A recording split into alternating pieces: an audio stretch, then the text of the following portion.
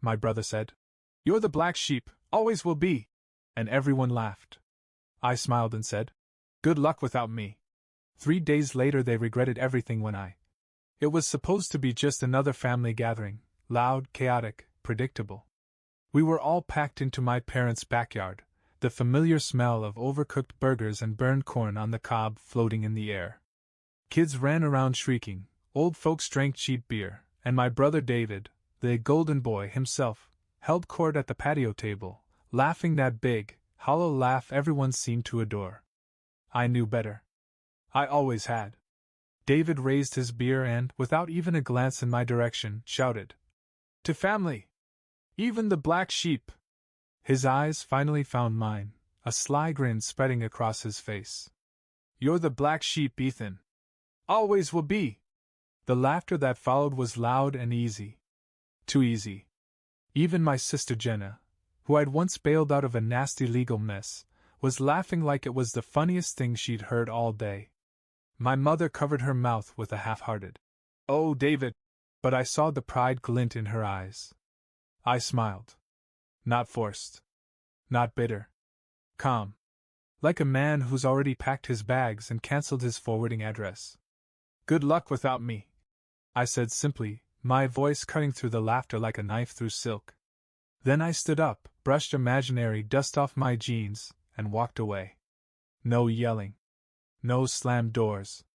Just a clean, final exit. They didn't know it yet, but the foundations under their perfect little world had just been pulled out. And the cracks would start showing a lot sooner than they thought. The first crack came less than 48 hours later. I was sitting at my kitchen table, a cup of strong coffee in one hand, my phone buzzing relentlessly in the other. I let it buzz. I knew who it was without even checking the screen, Dad. He never called unless something was wrong. I finally answered on the fourth call, leaning back in my chair, staring out at the gray afternoon sky. Hey, Dad, I said like nothing at all had changed. His voice came out tight, strained. Ethan, did you talk to Martin over at Apex Holdings? I smiled a little. No, Dad. I haven't spoken to Martin since Friday. Silence. Heavy. Nervous. Dad cleared his throat. Well, he just pulled out of the land deal. No explanation. Just out. I nodded to myself. Martin was an old college friend of mine. The only reason Dad's deal, a deal he bragged about for months, was even on the table was because I'd set it up behind the scenes. Quietly. Like always. I sipped my coffee, keeping my voice even. That's rough. Dad hesitated. You don't know anything about this? Well, I said slowly. Seeing as I'm just the family black sheep, I figured you'd rather not have me interfering anymore. He said nothing. I could hear him breathing, short and shallow, the way he always did when he was trying not to lose his temper. Finally, he muttered, All right. We'll figure something out. Good luck, I said, and hung up. I leaned back further, feeling something I hadn't felt in years, relief. For so long, I had been the ghost in the machine. The fixer. The one smoothing wrinkles before they ever appeared. Without me? They were operating blind. And it was only beginning. That night, as the rain drummed against my windows, I got a text from Jenna. Emergency. Call me. I didn't. I let her sweat. The next morning, another flood of messages. Apparently, the mortgage company had contacted Jenna. The payments on her dream house, the one with the wraparound porch and the absurdly large kitchen, were months behind. She had no idea. Of course she didn't. Because I'd been quietly making up the shortfall every month. Ever since her business venture flopped, and she begged me not to tell Mom and Dad. No more safety net. By noon, her house was in pre-foreclosure. I knew, because I'd gotten the same automated emails I used to intercept and quietly delete. One by one, the dominoes started falling. I heard from my cousin, Luke, later that afternoon. He'd been fired. Shocked, blindsided. You told me the VP at Weldon Industries loved me, he cried over the phone. He did, I said calmly. He loved the recommendation letter I wrote for you. Another long silence. You pulled the letter, Luke said finally, like a kid realizing too late that the ice beneath him had always been thin. No, I said. I just stopped pretending you were someone you're not. He sputtered, trying to find words, but I didn't wait for them. I simply ended the call, tossed the phone onto the couch, and smiled to myself. The house was on fire now, and no one had a clue how to put it out. By the third day, it wasn't just cracks in the foundation, it was a full-blown collapse. It started early, just after sunrise. I was sipping my second coffee when my phone buzzed again, this time with an unfamiliar number. Against my better judgment, I answered, half curious. Ethan? This is Tom Caldwell, from Ridgewood Savings. I recognized the name immediately. Dad's banker, the man who had personally vouched for the loan Dad needed to expand his company's operations. I'm afraid there's been a situation, Tom continued, his voice hesitant, like he was trying to deliver bad news to a particularly fragile patient. Some background vetting revealed irregularities. Without a guarantor to reinforce your father's credit, the bank is rescinding the offer. I almost laughed. Guarantor. That had been me, too. A private side deal made years ago, when Dad's business almost folded under mismanagement. I had co-signed quietly, risking my own assets, just so he could keep his head above water. Not anymore. I understand, I said politely, like this was some abstract bit of news and not the sound of a man's life unspooling. Thanks for letting me know. Tom paused. I hate to say this, but he's going to lose a lot if he can't secure new financing. Quickly. I'm sure he'll figure it out, I said and hung up. 5 minutes later, the texts began pouring in. First from my mother, passive-aggressive as always. Your father is under a lot of pressure. Maybe you should check in. Then from Jenna, her tone frantic now, far from the snide, self-assured sister who laughed at me just 3 days earlier. Please, Ethan, can you help? You know people.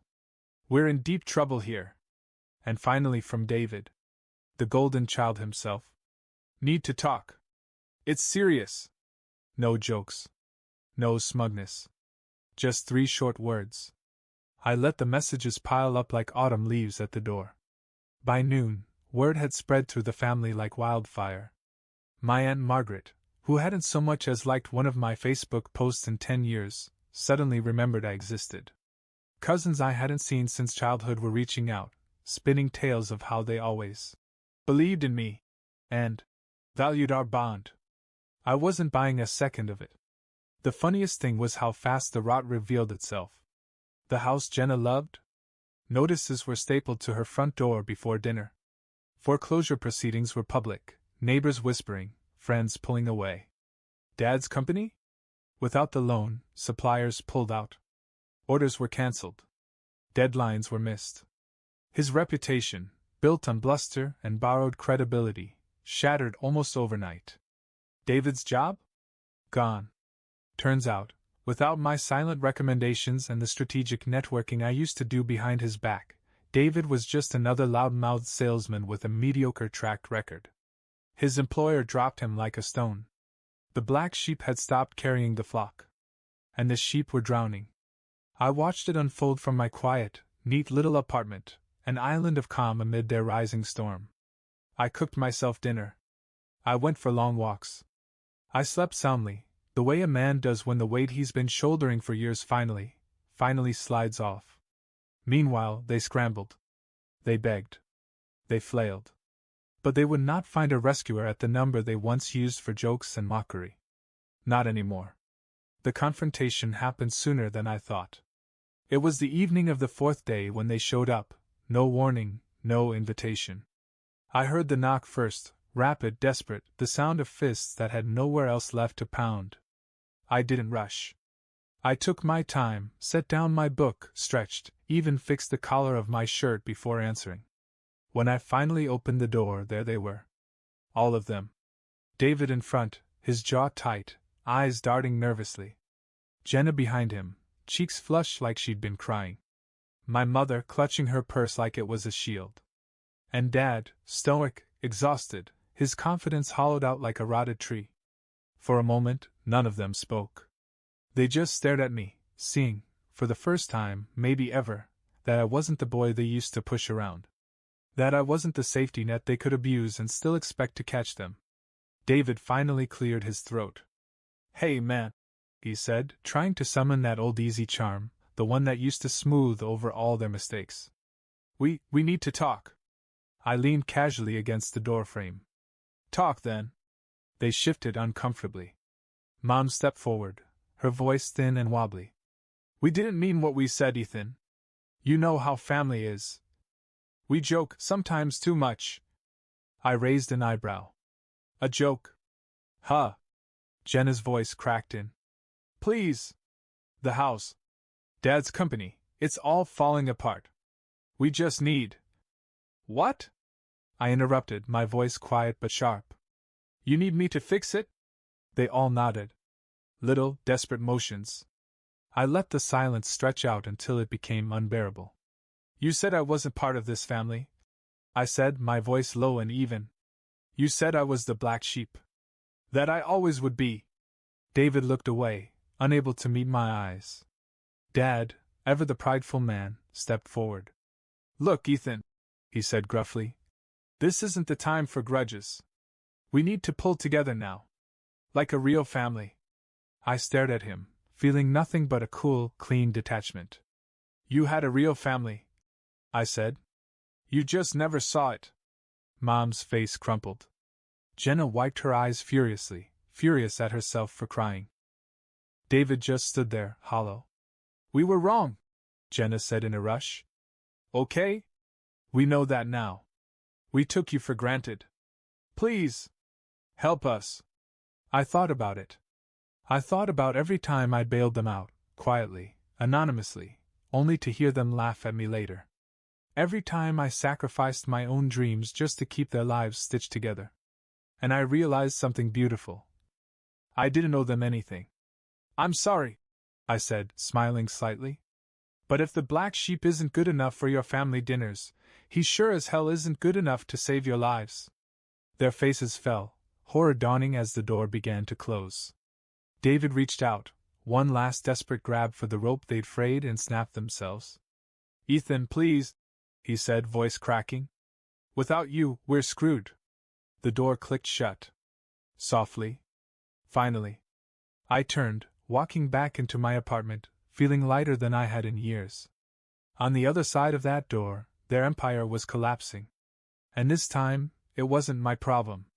After the door shut, I stood still for a long moment. Not out of guilt. Not out of doubt.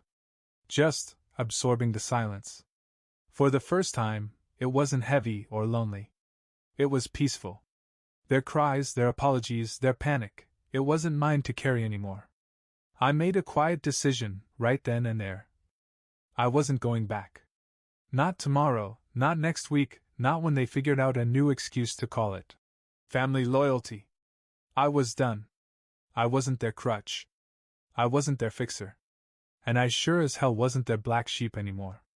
I picked up my book again, sat down, and let the weight of years lift off my shoulders. It was strange how easy it was, in the end. Letting go didn't feel like ripping out roots. It felt like walking away from a crumbling house you finally realized you didn't have to rebuild. I didn't need to chase updates. They found me on their own. Word trickled through old friends, through neighbors, even through some distant relatives who hadn't spoken my name in years. Dad's company folded within a month, contracts collapsed, suppliers sued, and by the end of the quarter, he had to sell off assets just to pay his employees. Jenna's house was foreclosed on. She tried to fight it, tried to scramble for a loan, but without my quiet payments, and without my spotless credit tied to hers anymore, the bank didn't even blink. David bounced from job to job. None of them stuck. Every time a potential employer checked his references, the truth caught up with him. Without my silent hand pushing him forward, there was nothing impressive left. Even Mom, who used to float through life on a cloud of denial, started calling mutual friends, asking if they'd heard from me, if I'd maybe reconsider. I heard it all, sitting comfortably in my apartment, watching their empire rot from the edges inward. No rage. No glee. Just peace. They were finally living in the world they had built without me. And I had no intention of going back to help them rebuild it. It didn't take long for their pride to crack. When all their frantic scrambling failed, when the business accounts dried up, when the foreclosure became public record, when David had to move back into a tiny rental he could barely afford, then they came crawling. It started with letters. Actual, handwritten letters, as if that somehow made the words more meaningful, more sincere. The first one arrived tucked under my door, the shaky handwriting unmistakably my mother's. "Dear Ethan," it began. "We made mistakes. Terrible mistakes. We took you for granted. We didn't see how much you did for us until it was too late. Your father is not well, Jenna is desperate, David is lost. We need you. Please come home." I set it aside without finishing it. Then came the gifts.